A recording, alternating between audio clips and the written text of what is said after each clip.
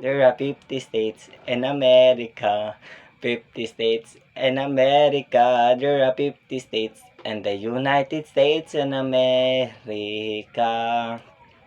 Alabama, Alaska, Arizona, Arkansas, California, Colorado, Connecticut, Delaware, Florida, Georgia, Hawaii, Idaho, Illinois, Indiana, Iowa, Kansas, Kentucky, Louisiana, Maine, Maryland, Massachusetts, Michigan, Minnesota, Mississippi, Missouri, Montana, Nebraska, Nevada, New Hampshire, New Jersey, New Mexico, New York, North Carolina, North Dakota, Ohio, Oklahoma, Oregon, Pennsylvania, Rhode Island, South Carolina, South Carolina, Tennessee, Texas, Utah, Vermont, Virginia, Washington, West Virginia, Wisconsin, Wyoming. There are 50 states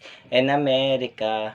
50 states in America. There are 50 states in the United States and America.